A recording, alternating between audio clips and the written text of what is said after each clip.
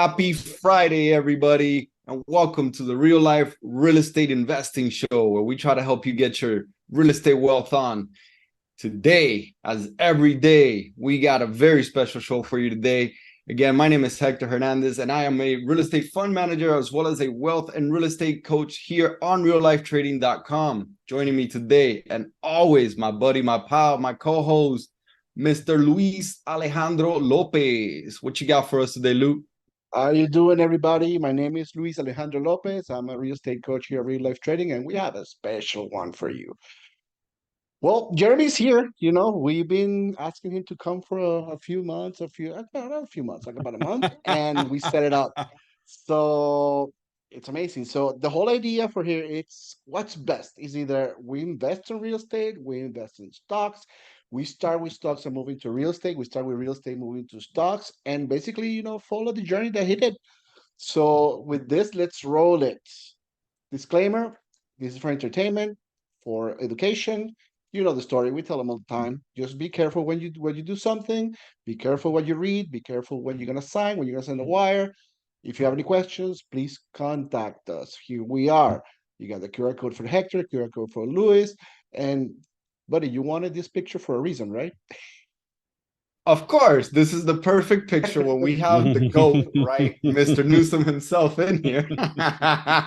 It's we got to make it a little bit of a fight over here. 100%. See who ends up with the black eye at the end of the show. Yeah, 100%. So yeah, team, we keep before you get off that slide, Lou, let's talk about the slide because we do got the QR code. Let's make sure that everybody knows we're on the hunt for deals. We got some deals. If you need some deals funded, if you got some money you want to put to work in some deals, reach out to Luis or I. Here's the QR codes. Here's the contact. Reach out to Jeremy. We're always got something to do. If not, we'll find something to do. Hector, you want to introduce him? That's gonna be. I don't think he needs an introduction. I will just say that we messed up on the slideshow. There's a bullet point here missing at the very top. Male model. That was like his first ever job. So we absolutely should have put that on the slide. Our fault. But I mean, we all know Mr. Newsome. He's been around the block a couple of times. He's very famous all over the world. I think, took Pitfalls' nickname, Mr. Worldwide. I don't know. I think they're fighting for it. We'll see what happens in the courtrooms. But Mr. Newsome, why don't you tell us a little bit about yourself? Introduce yourself to the new audience that doesn't know your greatness. You guys are so cool, man. Thank you. So here's the awesome news. I remember very vividly my first real estate purchase. And my first real estate purchase was a 2-bedroom, 2-bath condo in Gainesville, Florida, right off of Tower Road. Hector, it was in a small little suburb. It was $60,000 total. Like that was the MSRP price for this particular property. This was like in 2008, and I was trying to qualify for my first time purchase. I was 18 years old, just got a job in Nationwide Insurance. And I qualified for they had a first-time home buyer program where I didn't have to put anything down. Nice. Nothing. They're just like, get in. I was like, all right, cool. They're like, can you afford this? I'm like, yeah, I think so. With my income, Nationwide, and whatever the note was like $355 a month, something like that. I was like, I think I got it. So that was the very first real estate purchase I ever made. That's amazing, man.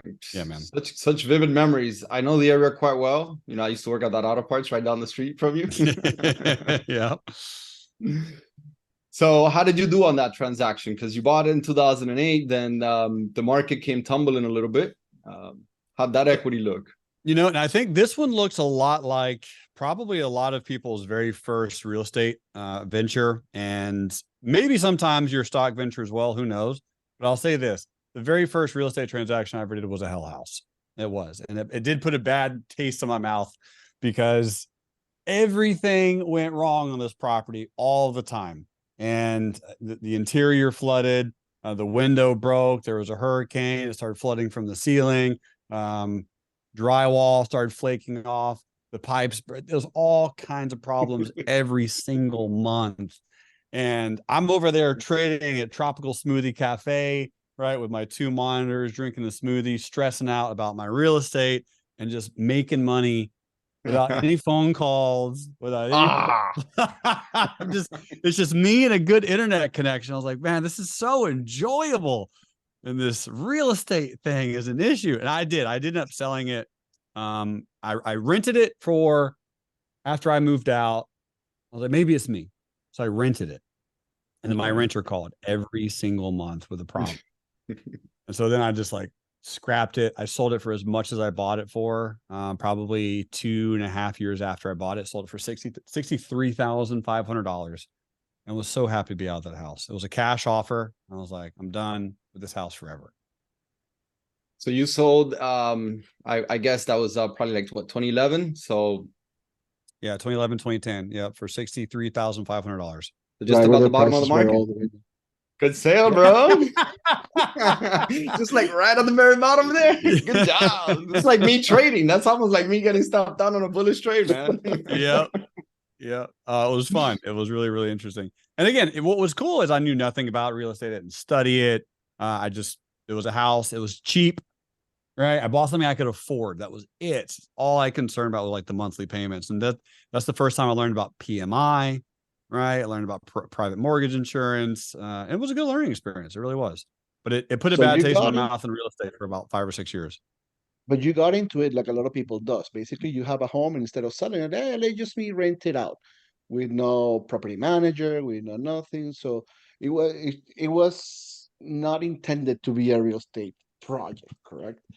So correct. Yeah. once you started to, okay, I'm making enough money here and I need to park this money somewhere. What was your line of process to line of thought to, okay, let me see what's in real estate now. We're talking about what now, 2015, 2016? About your next one? Yeah, totally. So the next real estate transaction that I did, I was renting for a while. I just rented either nice apartments, nice Airbnbs, nice condos. I would do leases, downtown Nashville or houses in Nashville. So I would just kind of rent because I moved from Gainesville to Nashville in 2012. And in 2012, I rented in Nashville from I think 2012 to probably about 2016. So like 4 years. And so just super flexible. At first I lived in Murfreesboro. I know you guys don't know where that is, but it's like a small little suburb outside of Nashville because I was scared of the big city. Country boy, huh? Yeah, exactly, man. I lived outside the city, but I was renting. But that taught me some valuable lessons too, because I started making friends because I was in the trading world and I moved up here for trading. I started making friends that owned a house and they owned big houses. The first friend I made here that took me to his house, his name was Adam Faragali. So we're still friends actually to this day. And he took me to his house and it was a massive house. And I would ask him all these questions and he would just groan about how expensive the house was and how many problems it had. And I always had these interesting, very, very fascinating limiting beliefs about real estate for a very, very long time. All right. Yeah, that's very common across the board, especially with, having that first rough experience. And, I get it, man. The first one I bought was in 2005, 2006. So, years later, I bought my neighbor's house for half of what I had paid for mine. I was still living in it. So it was, it was okay. But I knew I was worth like half of what I bought it for. So it was rough, Yeah. Luckily I held. I still own it to this day. And so it's come back. It bounced real hard. Thank God.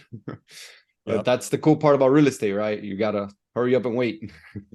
Yeah, that's an awesome phrase. I do like that phrase because a bonus of real estate, I do think, is what's the quote? They're not making any more dirt, not making any more land, something like that. So like if you buy it the right, generally do any type of actual work and study and analysis, you probably should be able to buy a good property. Yeah. That's going to go up in value over time. And if you buy it and you hold it long enough, it's going to work. Now, the question in my question to you guys is the value increasing or is that just inflation and everything is increasing? Yes. I think so. Yeah. I mean, yes to both. Yes to both. Yes. Yep. And yes, check and check. I mean, it's a combination of both. And, you got to kind of go with inflation, right? It really hasn't gone away for many years. So Sure. history will teach us to just kind of sit tight. But to that point, and I love that you brought that up. So what would you consider are the main differences between investing now? Let's forget we all bought our first homes, and let's talk investing, real estate and stock market, both in terms of risk and potential returns. It's fun, man. It's a fun one. I love this new quote. I think you've heard me say it, Hector. 90% of millionaires are made from real estate. 100% of billionaires are made from equities. This is true. This is true. Well, just so meaning, real estate it's tried and true. I loved Monopoly. Monopoly is kind of what got me into real estate. Like, it got me into the awareness that you could buy hotels, you could buy companies, right? Utility companies, you could make money off these utility companies. That's what got me thinking you should be able to do something other than just, invest into like your house, your TV, and your cars. Buy liabilities, essentially. So that was the first thing that kind of really got me rolling. But from a return standpoint, I think that most people's general fear of real estate is that it requires a lot more capital. And there's obviously beautiful ways to debunk that from real estate standpoint, but that is people's biggest fear, right? And it's a generally pretty common concern. And the other big common concern is that real estate absolutely tanks. If it really, really crushes, if it really nosedives, you can go bankrupt. So there's a lot of people out there who went bankrupt in 2008 from the real estate crash, 2008, 2009, 2010. And there were people that went bankrupt also from stocks. So it's like, which one's going to happen faster? And generally, if you're in stocks or real estate and you go bankrupt, you probably have the money. You probably had the money to do it with. And you could have potentially known better. There's probably some signs out there, but the common person, the general person who's investing a little bit of money into real estate, a little bit of money into stocks, unless you have more than $1 million of exposure on either one that's on the downside of equity, you're probably not going to get called away. You're probably not going to get a bankruptcy declaration if you're just in a normal house, right? Without any random crazy HELOCs or leverage on it. I think the reason people like the stock market, man, is just because of speed. And the reason people like real estate is because of safety. Wow. That's a great way of putting it, because it fits in perfect, right? One is extremely volatile and speedy. The other one is extremely slow, and you could really take the risk out of it. But like you said, if you over leverage, if you make some mistakes, like with anything, you can really it could be detrimental. Yeah. So I like what you said a lot in terms of making sure that you don't over leverage. And that's the case with any business, but more so with real estate. It could really, really wipe you out. Or you could just, if you bought right, if you didn't over leverage, you just sit tight. Just sit tight, kind of like I did with that house, in Newberry, and just rode the wave. Long wave. But eventually it comes back. The tide comes back in. Yeah, rode the wave. Yeah, man. And I tell people a lot of times, from a personality profile, I think people who love and crave certainty, those are the individuals that will end up buying real estate. And the people that really love variety and excitement and uncertainty, those are people that probably will gravitate more towards the stock market. Makes sense. And I remember the first time you told me that, I was like, no way, man, I love uncertainty. You're wrong. And then I started really thinking back, and I'm like, no, I get it from childhood. Things, like, I need some sort of safety net. Like, I get it. And that's why you're also in stocks, right? So correct, and that's how I get my thrills. Mm-hmm, yes, exactly. That's how I learned to be a more balanced individual, right? Bingo. I love it, man. Lou, what you got for us? I know you got something out there. The next question I got for Jerremy, it's, of all the real estate investments that you've done, all the investments, which are your favorite ones? You like commercial stuff, you got residential stuff, you want to put it on, big multifamilies. I'm sure you've done a whole bunch of stuff, but which one is your favorite and why? Specifically real estate, or just any investment ever? Oh, real estate. We're talking real estate. Okay. I know investment in Ethereum, you killed it.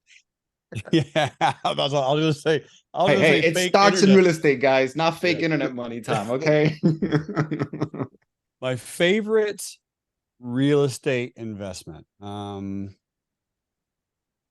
again, I haven't had a huge experience with real estate, but I would have to say I purchased a house in Nashville in 2017. So I bought a house out in the kind of middle of nowhere, but I started thinking, I started planning, right? So I moved to Nashville 2012. So I have 4 years to be around different breeds of people. I started investing in myself. I started reading a bunch of different books. I started talking to different people and just asking different questions and surrounding myself with real estate professionals and just having conversations with them. And so I started learning about something called tertiary markets and how real estate expands and how to find really, really beautiful nestled communities that, you know, the expansion wave hasn't gotten there yet. And so I bought real estate in a place called Bellevue, right? Bellevue, Tennessee, which is out around the Bellemeade area, which is a super, super high end spot. And you go out just a little bit farther and you got Bellevue, which is beautiful. It's nice. It's gorgeous. West Nashville. Just a lot of the expansion hadn't gotten there yet. So you had 2 Publixes and a few other, shopping centers, but that was really it.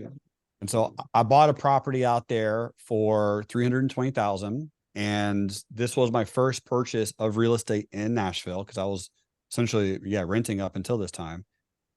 And I didn't buy the house in cash, although I could have. I thought about I was like, you know what? I'm just going to do a normal, regular old 20% down, and I'm just going to pay the mortgage and just live in it like a normal house, right? It's going to be my primary residence. And so I bought it, in 2015. And then in 2019, late 2019, early 2020, sold it for $555,000. Not too shabby, right? Not too shabby, dude. Again, it's a primary residence, so I actually lived there. I really, really enjoyed that, and that's when I started learning a little bit more during those times about one of the best wealth hacks for sure. And I'm gonna give you guys one point to your side. One of the best wealth hacks for sure is changing primary residences, because if you're a married couple or a single couple, you do not pay taxes, no capital gains at all. If you're a single person, $250,000, married, $500,000, no taxes, no capital gains at all if you're moving a primary residence. The way that real estate wins across the whole spectrum is in only one category, in my opinion: taxes. That's it. It's the only way real estate beats the markets, and it does beat the markets in a landslide there, because it is a phenomenal tax haven. And so think about it: if you and your family, if you're married, men or women out there, and you have a family, and you're talking to your spouse, and you're like, hey, what if we bought a house and every 2 years we moved? And you just set everyone up for that. And it doesn't have to move very far. Just move down the road, move into a different cul-de-sac, stay in the same school. You can either rent out the previous place or sell it, and you don't pay any capital gains on that sale if you made money on it. And generally you can make money on it if you buy a decent little property, and you fix up the bathroom a little bit, you fix up the kitchen a little bit, you paint the walls, maybe fix up the roof, fix up the landscaping. Over that 2 to 3 years, you spend $30,000 to $50,000 of stock profits fixing up that house, and then you sell it and you pay no capital gains on the property. Yeah, absolutely. That's a beautiful, beautiful wealth builder right there. Yes, it is, man. Absolutely. It really is. So I want to take a second to recap, ladies and gentlemen. Stock King himself said real estate wins there. I get it. He narrowed us to just that one category, but we want something. All right. And this early, we've only been on for 20 minutes. So I love this already. We're already up, Lou. Now, and that's such a viable fact right there that you said in terms of, the wealth building. I know many people that have done that.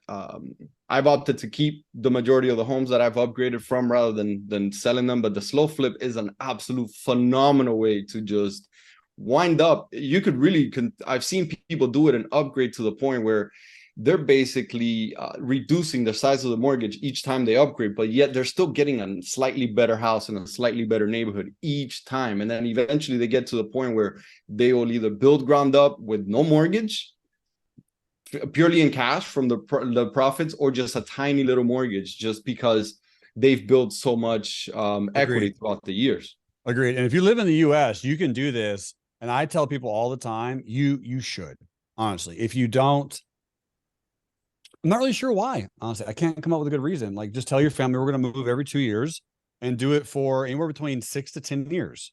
And depending on that length of time, which is not an absorbently crazy amount of time, you can live in either a ballin' mansion, or you've paid off and you have no real mortgage, and you keep living in the same house with no mortgage, and you have all this cash in it. Then you get a HELOC, or either first lien or second lien HELOC position, and take that cash out. And now you just have this big, ginormous, $300,000 credit card sitting here that you don't have to use ever. You just get you have the credit available, and then you can use that credit to do whatever you want. Nothing. Or go buy more real estate, or go day trade, go buy some stocks. You can trade the markets with it. You get your own very own funded account, right? Funded by your HELOC. Yes. Now we're talking. Now, let me ask you a question there, Jeremy. Can you live in your stock portfolio? Does it provide you shelter? Not unless you're in the metaverse. Nope. Yeah. All right, so real estate gets another point there, buddy. Oh, racking them up. Shoot. I love it. Because another very cool strategy is the people who buy duplexes and fourplexes, or even house hack their primary home to be able to have their tenant pay their mortgage. Yeah. Wow, they live in it for those 2 years and then they upgrade to the next one. 100%. And what I love about what you said there, Hector, and many things, but that's actually one of the reasons when I'm on stage and I'm talking to the audience, and a lot of people say, well, if this is so easy, Jeremy, how come everyone doesn't do it? And I normally say, well, it's because they don't know. Everyone's lived in real estate forever. Like, you've had to have a place to live since humans have been living. You don't want to be out in the cold and the rain, so you got to live somewhere. And cave, tree, building, whatever it is. And then that's been happening forever. And eventually people put ownership to this, and they were able to sell and transfer and lease and rent ownership. And then people just got creative with it over time. The stock market's literally been around 120 years. So it's new. That's why a lot of people don't know about it. And so, yeah, the real estate thing, it's old, it's boring, it's simple, it's been around forever. Everyone knows about it. It's very easy. And so if you like easy and you like simple and you like boring, you'll probably like real estate. But if you like new and thrilling and exciting and wonderful and amazing, and like something that a lot of people don't know, you're probably going to be interested in stocks. All right. Shots fired there. I am a very boring, slow person, man. I'll never, you know me. I'll keep it real. Boring. No, that you like to drive. I wake up early. And you drive again, and you drive at night, and you go to Publix and drive again. Hasn't burned down. It's fine. It's perfect. And then when the market is crashing and everything is going bad, I go by and I touch my real estate, and I'm like, oh, look, I can touch it. It's still here. 100%. Yep. It's like a selfie with it. And I'll give you guys another point for real estate. Forced appreciation is so real. It is so real. So in stocks, you will run out of money. There's nothing you can do, right? And if the markets are going down, so if you're in Tesla, or if you're in Southwest Airlines, it's going down right now, or if you're in whatever, and you took a swing trade or a long-term investment, and that stock just keeps going down and down and down and down, nothing you can do, because it's so large, it's so massive, right? Huge. But in real estate, like, if you're stuck, you can forcefully, like you said, Hector, go to that house, take a shovel, take a paintbrush, take a roof, some hammers and some nails, and forcefully appreciate that house, make it more valuable physically, and add things to it, put in sweat equity into that building, and literally force the appreciation to go higher, because it's so tiny and minuscule and small. Right. Like all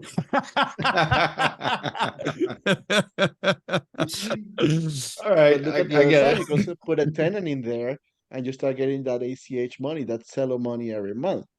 So no matter what, you're still getting a little bit of something, like a small dividend. Let's call it that way. Yep. I love it. So let's dig in. Let's get real. You mentioned capital, right, to acquire these things. So let's debunk the myth. Can I invest in the stock market without money? Can I invest in real estate without money? Of my own, I should say. You need money, but does it have to be your own? You can do both without your own money. Yes, that's correct. There you go. Myth Busted. Oh man. Sorry guys, I didn't mean to use your name. Oh, they're coming after us. Oh no.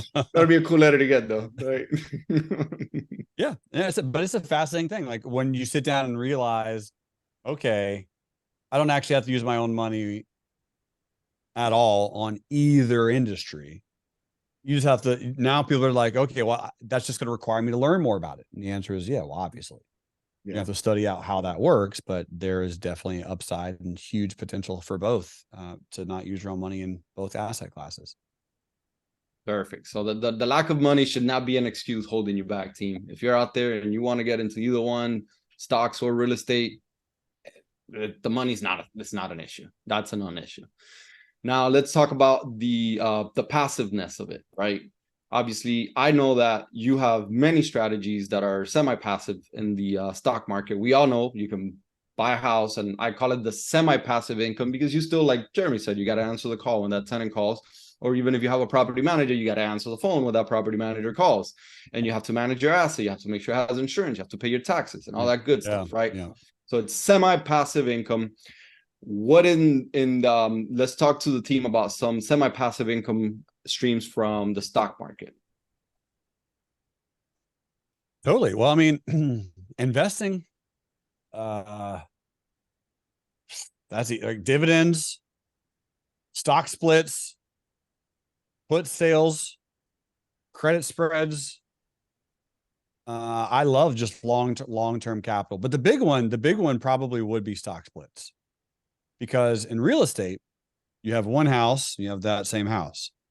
But if you were to, I don't know, buy 10 shares of Tesla 3 years ago, well, you now have 70 shares of Tesla. So you got 7 times more shares. And now that share pie can continue to grow larger and larger and larger. So it's like if a fairy godmother came to your house and just, boom, you magically get 7 new houses. Those 7 houses can now be occupied and you can get cash flow from those houses. Absolutely. But since that doesn't exist, but it does exist in the stock market world, I really, really like the passivity of that, because that's how people get, lucky or gifted or skilled, is that you buy, Apple, Apple, Microsoft, Lulu, Johnson & Johnson, Procter & Gamble, Pfizer, Costco, Amazon, Meta, Square, maybe not Square. I was about to say, I own that one. But if you bought it, 20 years ago, and you bought and held the same amount of real estate, the returns are laughable. Right. That's the other part that's amazing, is in the stock market world, you do have the capability to get those quadruple plus digit returns that you'll never, ever get in real estate on individual properties, but you could get that in a stock. I definitely think you definitely get the point there. That's a win for the stock world. Like you said, that just kind of happens over time. And it's very passive, because you could absolutely just buy it and hold and sit back. You did absolutely nothing. You have an entire team of managers running that company for you. You're just sitting back getting, that Zell equity, like Lewis said. Yeah. I like that. Okay. So that's one way that they compare in terms of passiveness, but I've heard you talk about renting your shares before. And so the same way that I rent my properties, my real estate, let's share with the team how you rent your shares. Yep. So renting shares, renting stocks, I think for a return on investment part, and again, just headache and time and speed and who you're renting it to, stocks is going to win on this one very, very quickly. So in stocks, if you buy a company, let's call it Pinterest. Pinterest is actually one of my favorite examples, because I do trade Pinterest a lot, and I'm just going to pull it up really quick so I can know what I'm talking about. But Pinterest in general is around $25 a share. And so if you were to buy 1,000 shares of Pinterest at $25 and 1,000 shares, so you're talking $25,000 investment. Well, first and foremost, you're going to have a hard time buying any real estate for $25,000, pretty much anywhere. You can buy some, but it's not going to be the greatest of properties. But you just bought a gorgeous company that's going to go higher over time for $25,000. Now, with 1,000 shares, you're able to, if you bought the stock at 25, you're able to rent out your stock at 27, let's call it 27.50. So 27.50. So that's $2.50 higher than where you bought the stock. And that would pay you for 1 month of rent. That'd pay you approximately 30 cents per 100 shares, or an additional 1%, give or take, of the actual stock value. 30 cents. What's fascinating about this piece is, well, to rent that out, a month and a half of rent money, you don't require a background check. You don't have to talk to anybody. You don't have to ask anyone's permission. You don't have to get an HOA. You don't have to worry about them burning down your house, painting your house, putting a hole in your driveway. Nothing. There's no actual tenant. You're selling the opportunity for someone else to buy your stock at a higher price. So you're getting paid to sell your house at a higher price. Sorry, getting paid to sell your stock at a higher price. Because in that exact example, you would have made approximately 11% return if you bought the stock, rented it out at $27.50, got paid 30 cents to rent that out, and then the stock actually goes up to $27.50, and you sell and lock in your returns, making $2.50 per 1,000 shares, which is $2,500 plus your 30 cents, which is $300. So you make $2,800 on a $25,000 investment in a month and a half with no phone calls, no clients, no clicks, no contracts, no signage fees. That's your 1% rule right there. That's it. Your 1%. Point Newsome on the easiness of the stock market. Yep. Now, you know, there's ways of doing things like that in real estate, but I'll give you that one. That is a cool one, and I'm still learning how to do that. And Pinterest is the one that I've been doing it on, thanks to you, man. So I appreciate that. Dude. Heck yeah, love it. All right, now I was gonna do the same with Square, but that thing keeps going down. So sorry, Lou, go ahead. I got a next one here. All right, so what happens? We had the CPA about a month ago. All right, so it's not what you make, it's what you keep. We know real estate have a whole bunch of advantages to, you know, keep your money, depreciation, a whole bunch of stuff. Is that easy, or are there any ways to do it with real estate, with equities, to keep most or a good chunk of the money that you make, or you have to pay, you know, good tax, whatever they decide? Good question. So really the question essentially is, it's absolutely very easy to keep your profits in real estate. It's a little bit easier in stocks.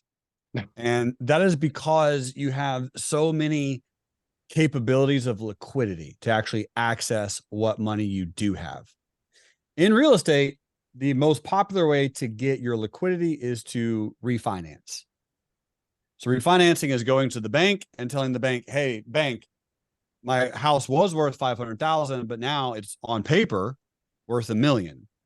And I need to get that money out to keep it, to potentially do something else with it, or just take that $500,000 or how much they would lend in that situation, 800,000, and shove it into a safe or put it into something else or do something else with it.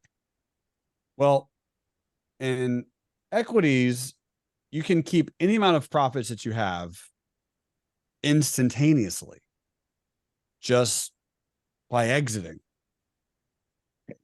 You can just sell it, any amount. So if you have $1 billion of equities, you can just click a mouse and you were out of that position instantly. To sell $1 billion worth of real estate and keep your gains is much, much, much, much, much harder. It would take probably years, 2-3 years to do that, all of it. Also, in stocks, you can do something similar that you can do in real estate. So you can refinance your stocks by taking what's called an equity loan against your shares. And when you take an equity loan against your shares, since it's a loan, you don't pay any taxes on that. So if you loan against the value of your stock, let's say your stock portfolio, if you're Hector, right, $10 million, you say, all right, I'm going to pull out $4 million against my $10 million. I don't pay any taxes on that $4 million. And yes, there's going to be some type of percentage that you have to outrun on that $4 million loan. If you take that $4 million loan and put it into something else that's going to go up 10, 15, 20%, you're probably going to be outrunning that interest, most likely. So that's one way. Another way is you can do the exact same thing you can do on real estate and you can do that in stocks, right? So you can rent out your stocks. We just covered that, but you can also buy insurance on your stocks. So if you can do that in real estate, or you're protecting your downside with a home insurance and you have a renter in there and you're protecting your capital, getting monthly cash flow, you can do the exact same thing with stocks. But the cool part for me is it really is that liquidity piece. If you ever want to keep your liquidity and keep your cash in the market, all you have to do is exit that position and you're locking it in. That's true. I definitely, another point, Newsome, liquidity is there. It is not that easy to exit $1 billion of the real estate. It'll definitely take a little bit of time. Now, I love that you can click a button and I could, exit my $10 million stock portfolio. But come next year, Uncle Sam's going to be knocking on my door. I've already given you taxes, Hector. I've already given it to you. So I would just reiterate, that's what, keeping it is equal to. So that's one big advantage that I personally love about real estate. And then, so we've gone back and forth, and obviously we've given everybody a lot of points on the greatness of real estate, the greatness of the stock market, but let's be real. All three of us do both. There's a reason why we do both. Let's talk about some of the benefits of marrying these two amazing asset classes. I'm ready, dude. I'm ready, boys. Woo! Listen to this, team. For those of you who are here, you're about to get millions of dollars worth of value. So check this out. So Hector brings up a good point. He says, Newsome, if you liquidate $1 billion, which I would love to do that one day, I can't wait for that to happen. If I liquidate $1 billion, Uncle Sam's going to come. He's going to be taking a large percentage of that, some percentage. Okay, but let's scale down the numbers where it's reasonable here. If you have $100,000 of profit from trading, if you're trading, if that's realized gains, you're getting taxed on that for sure. All right, guaranteed. And it's probably going to be around 20-ish%, maybe a little bit less. Doubt it. Probably a little bit more, 25%. So you're getting taxed on 100,000. So if you make 100,000, you've been spending all year doing that. You're about to wave $25,000 goodbye, unless you buy something called depreciation. So in the real estate world, there are tons of projects, loads of opportunities, myriads of chances for regular individuals like myself, Hector, Luis, and anyone else listening to this interview, where you could take some of that profit or all of it. So let's say you have that $100,000 of profit that you made that's just sitting there in your P&L that you're happy about. You can take that $100,000, call Hector and Luis and say, hey, dude, I need to buy some depreciation. They will be looking through their records and they might be able to find probably a multifamily project, so let's call it an apartment complex, that has depreciation available. Now, there's been some recent political changes where you're not going to be able to depreciate 100%, so that's probably not going to be a choice. But there are possibilities, team, where you could get an 80% deduction on your tax bill by buying $100,000 worth of depreciation. If you buy $100,000 worth of depreciation, you're able to depreciate about 80% of that first year, which means that $80,000 of your $100,000, ready for this, is no longer taxed. So you're only taxed on $20,000 of that income. But here's the best part. The $100,000 is still in play. And if you're giving it to a real estate professional, you might be getting, let's just say 8% return, boring, per year, right? Not great. But when that property sells 5, 6, 7 years in the future, you're probably going to get a return, something called an IRR. Most likely, hopefully it's around 40%. And so you would be getting back $140,000 in 7 years. So you put in 100, you're going to get 140,000 back. Plus that whole time you got that 8% per year of general mailbox money. And once you get that $140,000 back, you can probably take that money and then roll it into another project. And again, buy some more depreciation and so on and so forth. Boom. Woo! I don't need to add anything to that. That was just perfect. Mic drop. That was just the reason why I literally do both of these amazing things. I mean, it's just the one way that I have found to be able to kind of shelter some of those gains from the stock market is, like you said, plow it into some depreciation. It's a beautiful marriage. And that was the main part of,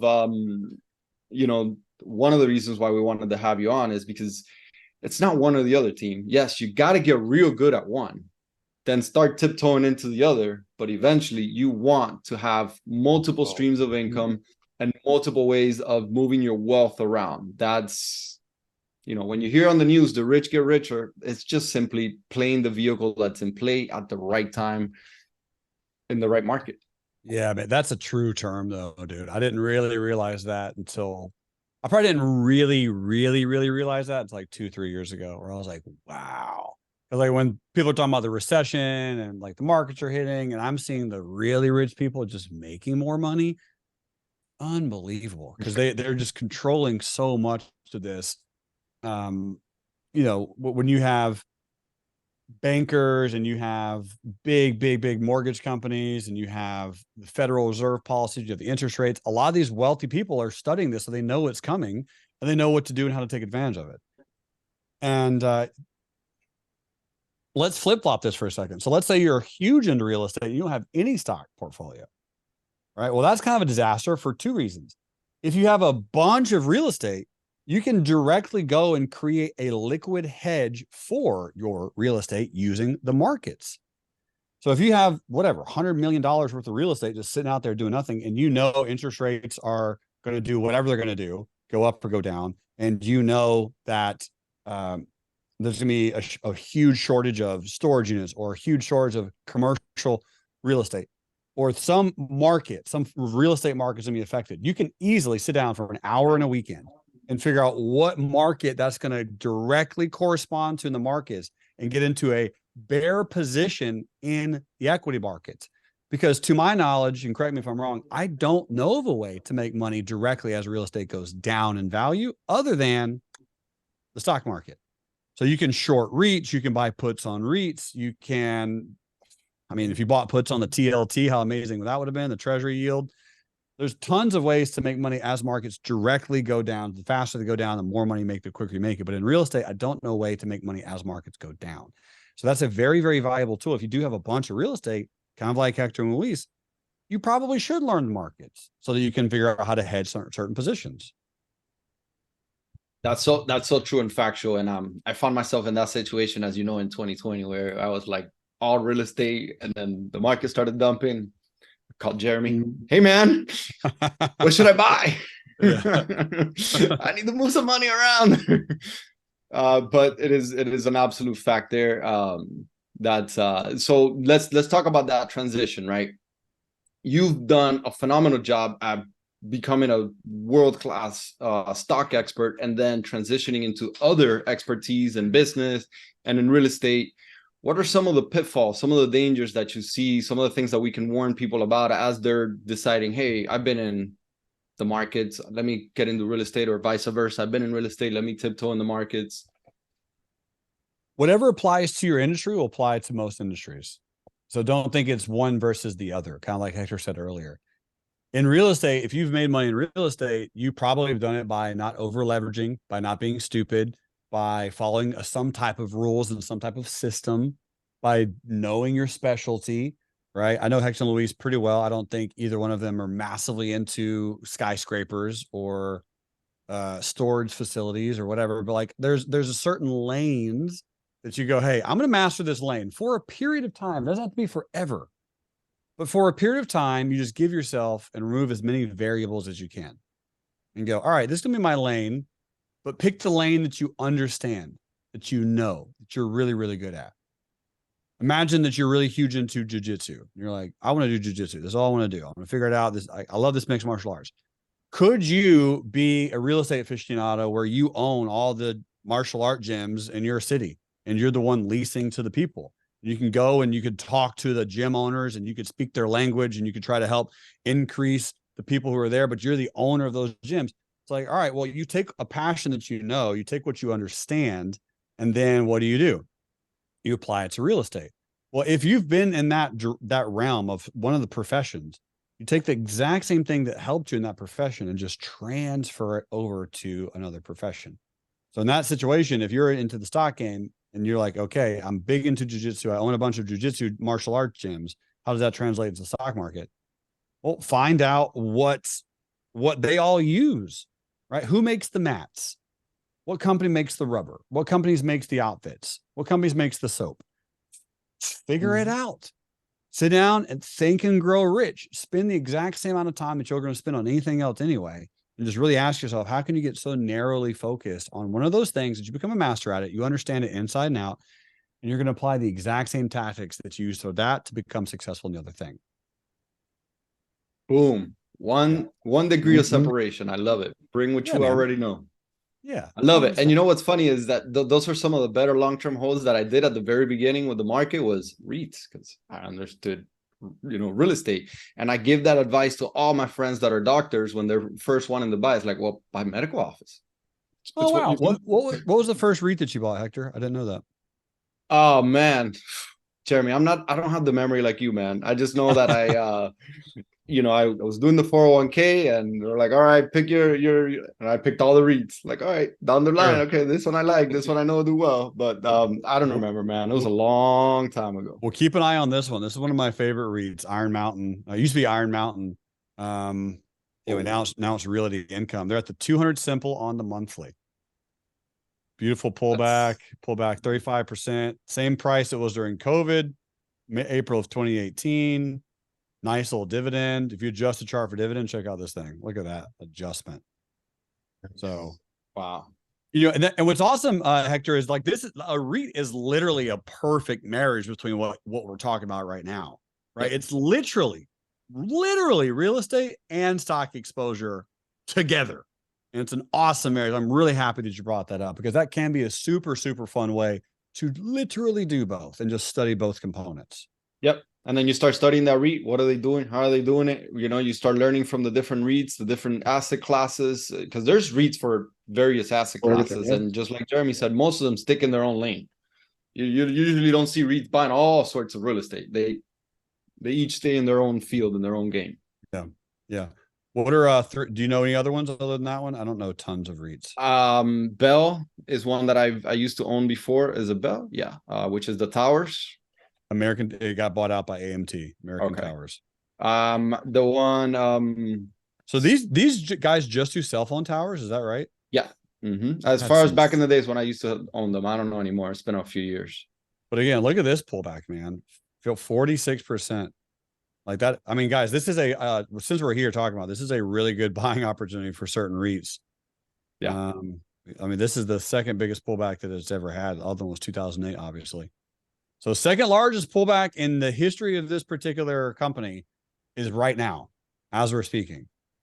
And that's the thing with some of these REITs that I've noticed, man, is they get punished alongside real estate, right? So it's like, oh, they own real estate and people just throw them in the same group. Well, cell phone towers have nothing to do with office buildings at all. So just because the office building market is struggling, the cell phone tower market is not necessarily going to take a hit. It's a fascinating point. And the market will just treat it all the same and sell.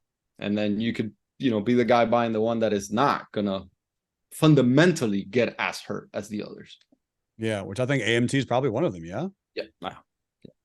I would probably venture to say so, for sure. What's a REIT that owns like a bunch of malls? Should we short them? I think it might be too late for that. I think that news is out. I don't know any off the top of my head. Yeah, that news is already out. But I think that news is all over the news right now, man. But the cell phone one is probably a good buying opportunity, I would think. Not that I know much about that game, but I don't see them hurting. It's one that you could study though, right? And I know you would know how to study it. And like that's the thing is when you start talking about the real estate and the REITs and you're blending real estate and stocks and you're putting into a REIT, and like I said, you're just doing the exact same thing. Study it, learn about it, right? The two biggest drops that company had, American Tower, is 2001, obviously, and 2008. And now we have the third largest pullback in the history of that stock. And it's like, who's not using cell phones more?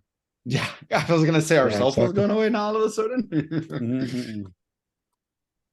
Love it, man. That's awesome. It's really cool. All right. So lastly, let's wrap it up here.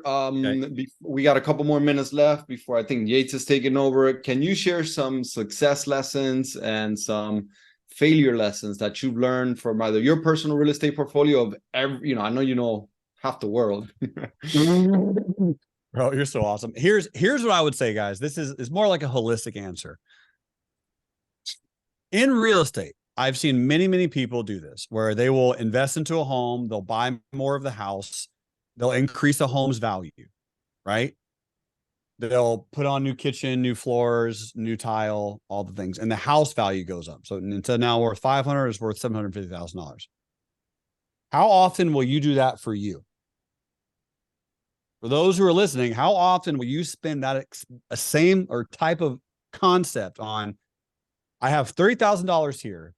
Should I spend $5,000 to $10,000 on me, on my knowledge, on my mindset, on my beliefs, on my structure, on my relationships, on my love, on my pick something? And like, because then if you spend money on you, although it's not a tangible, oh yeah, my kitchen's better. It's like, oh yeah, I now know what Newsome's talking about, right? I now know refinance. I know how to pull out equity from my stock portfolio and put in something else. I now know about the depreciation. I mean, the only way I learned that personally was by spending $10,000 to sit next to a guy. And he told me for 3 hours as I was writing notes furiously. But that $10,000 increased my value to the marketplace, just like it would increase the value of a house to the marketplace. And what's crazy, right? Ben Franklin said it. The best investment you can ever make is the investment into yourself. And so I've told so many people, it's like, look, think about it just like real estate. I do. I love the example. I love the term. It's like, if you put money into a house, it's going to become more valuable. If you put more money into you, you're going to become more valuable. You're going to learn more, study more. And then the house can get taken away in a flood. Stocks, you're good. Unless it goes to zero, like First Republic.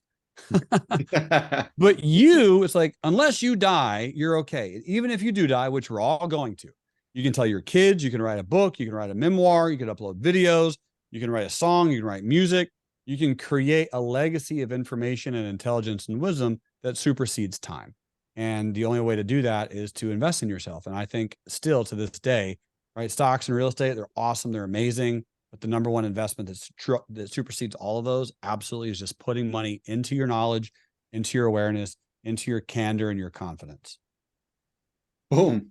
I love it, man. Thank you for that. That was an epic answer. Pretty much they all have been. It's been, yeah. Woo. Yeah, take a victory lap, bro. That was amazing.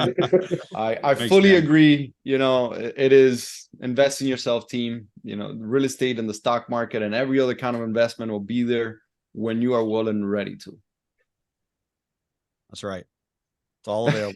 Win says until you hit your head and forget everything you learned. Wear a helmet. That's right. Yep. I love it. This is awesome, man. You guys are so great. And I love having you part of this team and the community and just the knowledge, right? That's the key is knowledge. Applied knowledge is power. And so we got to spend the time. We got to spend the time to do it. And I want more people to realize they can easily reach out to either one of you, spend a little bit of money and get into one of your real estate mentorships and learn how to flip houses or find houses to buy for a rental property. And if the formula works on your formula, I heard that you guys give people the money to do the flip with. So it's like, I don't know why people wouldn't do that. I think we covered that myth at the beginning. Like, you don't need to have the money. Just find the deal, the stock. Find the deal, money will show up. That's right. Thank you so much for coming on, man. I appreciate you. Yes, first and foremost, we appreciate and we love you for giving us a platform for number one, talking me into doing this right here, which I now love. And it gives me so much energy and so much power to share and to enrich lives with you and with your network. It's amazing, man, what real life trading is creating, what the impact that we're having in the world. And that's all thanks to you, man. I appreciate you. I love you, bro. I'm so proud of you, man. Thank you for coming out here and sharing with the rest of us. Love you, big guy. The man.